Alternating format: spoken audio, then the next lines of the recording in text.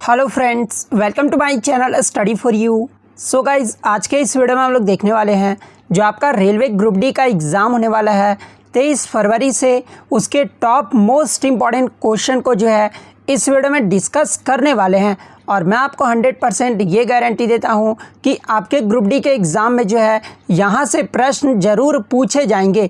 तो वीडियो को जो है लास्ट तक ज़रूर देखिएगा। और आपसे रिक्वेस्ट करता हूँ, अभी तक आपने मेरे चैनल को अगर सब्सक्राइब नहीं किया है तो रेलवे ग्रुप डी का डेली प्रैक्टिस सेट पाने के लिए जो है चैनल को सब्सक्राइब ज़रूर कर दीजिएगा। और बगल में ही आपको एक बेल आइकन यानी घंटे का निशान भी दिख रहा होगा, तो आप उसे भी जो है ज़रूर प्रेस कर दीजिएगा। तो चलिए वीडियो को स्टार्ट करते हैं। तो आज का जो आपका पहला क्वेश्चन है कि प्रथम बार वंदे मातरम ये जो है किस कांग्रेस अधिवेशन में गाया गया था। तो देखिए, प्रथम बार जो वंदे मातरम जो है ना, ये आपका कांग्रेस के कलकत्ता अधिवेशन में गाया गया था। और कांग्रेस का कलकत्ता अधिवेशन कब हुआ था? तो ये आपका 1896 में हुआ था। जिसकी अध्यक्षता किसने की थी? तो रहीमतुल्लाह सयानी ने किया था। तो कांग्रेस का कलकत्ता अधिवेशन आपका यहाँ पे करेक्ट हो जाएगा।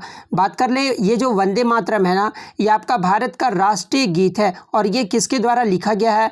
तो ये आपका बंकिम चंद्र चट्टोपाध्याय के द्वारा जो है लिखा गया है। और कब? तो ये 1870 में बंकिम चंद्र चट्टोपाध्याय द्वारा जो है संस्कृत बांग्ला मिश्रित भाषा में रचित किया गया है। तो ये भी आपको ध्यान में रखना है। नेक्स्ट आपका यहाँ पर है कि द ब्लू अम्ब्रेला उपन्यास के लेखक कौन है? तो देखिए, इस उपन्यास के जो लेखक है ना, ये रस्किन बॉन्ड है। और ये उपन्यास कब लिखा गया था? तो ये 1980 में लिखा गया था। तो रस्किन बॉन्ड आपका यहाँ पे करेक्ट हो जाएगा। नेक्स्ट आपका यहाँ पर है कि दिशा एक्ट ये जो है किस राज्य ने पास किया है? तो देखिए, दिशा एक्ट को जो है आंध्र प्रदेश की विधानसभा ने 13 दिसंबर 2019 को इस कानून को जो है पास किया है। तो आंध्र प्रदेश आपका यहाँ पे करेक्ट आंसर हो जाएगा। बात कर ले दिशा एक्ट का उद्देश्य क्या है? तो इस बिल का जो उद्देश्य है ना, वो महिलाओं तथा बच्चों की सुरक्षा सुनिश्चित करना है। इसके तहत होता क्या है कि बलात्कार तथा तेजाब हमलों को जो है विशेष महत्व दिया जाएगा। और इसमें जो 21 दिनों के भीतर ट्रायल पूरा करने पर फांसी की सजा देने का जो है प्रावधान रखा गया है। नेक्स्ट आपका यहाँ पर है कि मेसोफिल सेल्स यानी जो कोशिका होते हैं ना, वो पादप के किस भाग में पाई जाती है? तो देखिए, मेसोफिल जो सेल्स होते हैं वो आपके प्लांट लिप्स यानी पत्ती के भाग में जो है पाए जाते हैं। तो पत्ती आपका यहाँ पे करेक्ट आंसर हो जाएगा। मेसोफिल कोशिकाओं की जो सबसे महत्वपूर्ण भूमिका होती है ना, जब पौधे अपना भोजन प्रकाश संश्लेषण के द्वारा बनाते हैं, उस समय जो मेसोफिल कोशिकाओं जो होती है ना, वो महत्वपूर्ण भूमिका निभाती है। नेक्स्ट आपका यहाँ पर है कि भारत में मौद्रिक नीति ये जो है किसके द्वारा संचालित किया जाता है? तो देखिए, भारत में मौद्रिक नीति जो है ये आरबीआई यानी रिजर्व बैंक ऑफ इंडिया के द्वारा जो है संचालित किया जाता है। आरबीआई के द्वारा और किस चीज़ को संचालित किया जाता है? तो बैंक रेट पॉलिसी को, रिजर्व सिस्टम को, क्रेडिट कंट्रोल पॉलिसी को, ये सब जो है ना, ये बैंक द्वारा जो है संचालित किए जाते हैं। नेक्स्ट आपका यहाँ पर है कि विक्रमादित्य की उपाधि किस गुप्त शासक को दी गई थी? तो देखिए, विक्रमादित्य की जो उपाधि है ना, ये चंद्रगुप्त द्वितीय को दिया गया था। तो चंद्रगुप्त द्वितीय आपका यहाँ पे करेक्ट हो जाएगा। नेक्स्ट आपका यहाँ पर है कि 2020 बैडमिंटन एशिया टीम चैंपियनशिप ये जो है कहाँ पर आयोजित हुआ है? तो देखिए, 2020 का जो बैडमिंटन एशिया टेस्ट जो आपका टीम चैंपियनशिप है ना, ये आपका मनीला के फिलीपींस में आयोजित किया गया है। तो मनीला फिलीपींस आपका करेक्ट हो जाएगा। बात कर ले इसके विजेता कौन रहे हैं? तो मेंस टीम में जो इंडोनेशिया देश रहा है, वहीं अगर वुमेन्स टीम की बात कर ले तो जापान रहा है। 2018 का बैडमिंटन एशिया टीम चैंपियनशिप ये जो है कहाँ पर हुआ था? तो ये आपका मलेशिया में हुआ था। तो ये भी आपको ध्यान में रखना है। नेक्स्ट आपका यहाँ पर है कि मनिका बत्रा ये जो है किस खेल से संबंधित है? तो देखिए, ये जो मनिका बत्रा है ना, ये टेबल टेनिस प्लेयर है। तो टेबल टेनिस आपका यहाँ पे करेक्ट हो जाएगा। और इनके बारे में मैं आपको बता दूं कि मनिका बत्रा को जो है 2018 का जो राष्ट्रमंडल खेल हुआ था ना, जो कि आपका गोल्ड कोस्ट ऑस्ट्रेलिया में हुआ था, आयोजित किया गया था, उसमें जो है ये गोल्ड जीती थी, ठीक है। और 2018 का जो एशियन गेम्स हुआ था, उसमें जो ये ब्रॉन्ज मेडल जीती थी। तो ये भी आपको ध्यान में रखना है। नेक्स्ट आपका यहाँ पर है कि भारत रत्न की शुरुआत ये जो है कब हुई थी? तो देखिए भारत रत्न की जो शुरुआत है ना, ये आपका 1954 में हुआ था। और जब ये इसकी शुरुआत हुई थी उस समय जो है ये 3 व्यक्तियों को दिया गया था। वो तीनों व्यक्तियों का नाम आपको ध्यान में रखना है। सी राजगोपालाचारी को दिया गया था, सर्वपल्ली राधाकृष्णन को और सीवी रमन, ये 3 व्यक्तियों को जो है भारत रत्न दिया गया था सर्वप्रथम। उसके बाद बात कर ले 2019 का किसे दिया गया था, तो ये नानाजी देशमुख को दिया गया था, भूपेन हजारिका को दिया गया था और ये प्रणब मुखर्जी को दिया गया था। तो इनका नाम भी आपको ध्यान में रखना है। नेक्स्ट आपका यहाँ पर है कि बैथोलिथ, ये जो है किस प्रकार की चट्टानें हैं। तो देखिए ये जो बैथोलिथ है ना, ये आपका आग्नेय चट्टान है, यानी इग्नियस रॉक्स है। तो आग्नेय चट्टान आपका यहाँ पे करेक्ट आंसर हो जाएगा। और ये जो आग्नेय चट्टान होते हैं ना, ये आपके मैग्मा या लावा के जमने से बनते हैं। एग्जाम्पल के तौर पर मैं आपको बता दूँ कि आग्नेय जो चट्टान होते हैं, ग्रेनाइट होता है, बेसाल्ट होता है, पैग्माटाइट होता है और डायरोराइट, और ये जो आपका ग्रेबो, ये सब जो होते हैं ना, वो आपके आग्नेय चट्टान होते हैं। और ये जो बैथोलिथ है, यह सबसे बड़ा आग्नेय चट्टान का जो है पिंड है। अन्य पिंड आपके कौन कौन से, तो लेकोलिथ है, फैकोलिथ है और लेपोलिथ है। तो ये सारे फैक्ट आपको ध्यान में रखना है। नेक्स्ट आपका यहाँ पर है कि पृथ्वी के वायुमंडल में सेकंड सबसे अधिक मात्रा में मिलने वाली गैस ये जो है कौन सी है। तो देखिए पृथ्वी के वायुमंडल में सबसे अधिक मात्रा में मिलने वाला जो गैस है ना, ये आपका नाइट्रोजन है। और सेकंड अगर बात कर ले तो ये आपका ऑक्सीजन है। ऑक्सीजन कितना मिलता है, तो 21% मिलता है। नाइट्रोजन की बात कर ले तो नाइट्रोजन आपका 78.084% मिलता है। ऑक्सीजन आपका जो है 20% मिलता है। वहीं आर्गन की बात कर ले तो 0.934% मिलता है। कार्बन डाइऑक्साइड जो है वो आपका 0.04% आपका जो है मिलता है। तो ये क्रम भी आपको ध्यान में रखना है। नेक्स्ट आपका यहाँ पर है कि कौन से बल के कारण उत्तरी गोलार्ध व दक्षिणी गोलार्ध में जो है हवाएं की दिशा वो जो है परिवर्तन होता है।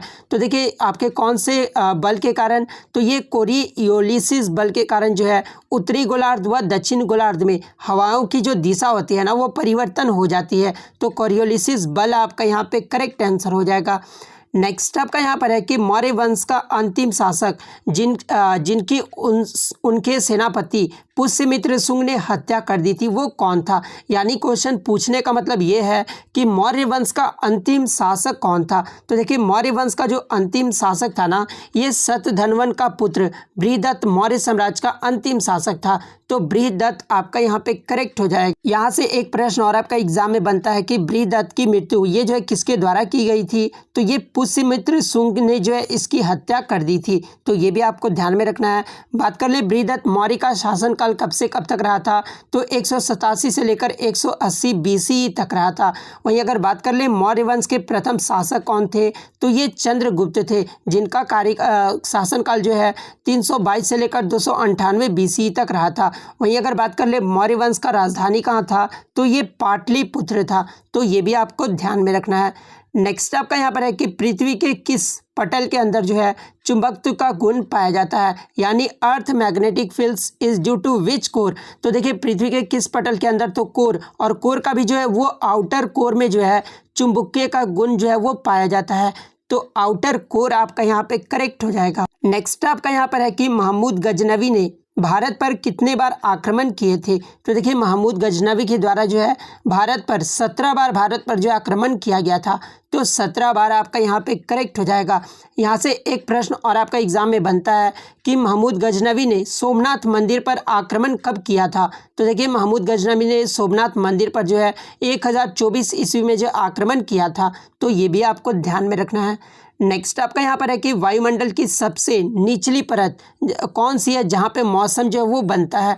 तो देखिए वायुमंडल की जो सबसे निचली परत होती है ना, ये आपका क्षोभ मंडल यानी ट्रोपोस्फेयर है, जो कि आपका वायुमंडल का सबसे निचला स्तर है। तो ट्रोपोस्फेयर आपका यहाँ पे करेक्ट हो जाएगा। एग्जाम में इसका क्रम भी पूछा जाता है। तो देखिए सबसे पहले आप क्षोभ मंडल, उसके से बड़ा आपका समताप मंडल है, उसके बाद मध्य, उसके बाद आयन मंडल, उसके बाद आपका जो है बाह्य मंडल आता है। ठीक है, तो ये क्रम आपको ध्यान में रखना है। ओजोन परत और जो हवाई जहाज उड़ते हैं ना, ये किस मंडल में उड़ते हैं, तो ये आपके समताप मंडल के अंतर्गत आते हैं। वहीं अगर रेडियो तरंग की बात कर ले तो ये आपके आयन मंडल से परावर्तित हैं। उसके बाद संचार उपग्रह के बारे में पूछा जाए तो ये आपके आयन मंडल में है। सर्वाधिक घनत्व और मौसम जो परिवर्तन होते हैं ना, ये आपके क्षोभ मंडल में होते हैं। तो ये भी आपको ध्यान में रखना है। नेक्स्ट आपका यहाँ पर है कि तिब्बत में माल ढोने वाले जानवर को क्या नाम है, यानी तिब्बत में जो माल ढोने वाले जो जानवर होते हैं ना उसे क्या कहा जाता है, तो उसे याक कहा जाता है। तो याक जो आपका यहाँ पे करेक्ट हो जाएगा। नेक्स्ट आपका यहाँ पर है कि अक्षरधाम मंदिर ये जो है कहाँ पर है, तो देखिए ये जो अक्षरधाम मंदिर है ना ये आपका नई दिल्ली में है, तो नई दिल्ली आपका यहाँ पे करेक्ट हो जाएगा। नेक्स्ट आपका यहाँ पर है कि बैम्बू डांस को अन्य किस नाम से जाना जाता है, तो देखिए बैम्बू डांस को जो है अन्य ये चिराव डांस से नाम से जाना जाता है, तो चिराव आपका यहाँ पे करेक्ट हो जाएगा। और ये चिराव डांस ये किस राज्य में किया जाता है ये भी पूछा जाता है एग्जाम में, तो ये मिजोरम में किया जाता है। और कब किया जाता है, तो ये चापचरकूट के अवसर पर, चापचरकूट के मिजोरम का एक त्यौहार है, जो कि चापचरकूट किस राज्य का त्यौहार है, तो ये मिजोरम राज्य का त्यौहार है।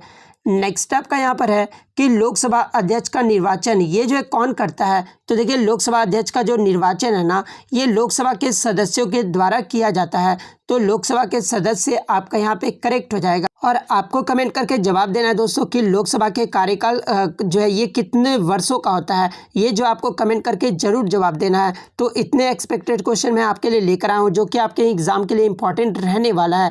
तो वीडियो अच्छी लगी हो तो वीडियो को जो है लाइक ज़रूर कर दीजिएगा, चैनल पर नया है तो चैनल को सब्सक्राइब ज़रूर कर दीजिएगा। तो मिलते हैं नेक्स्ट वीडियो, तब तक thank you, all the best.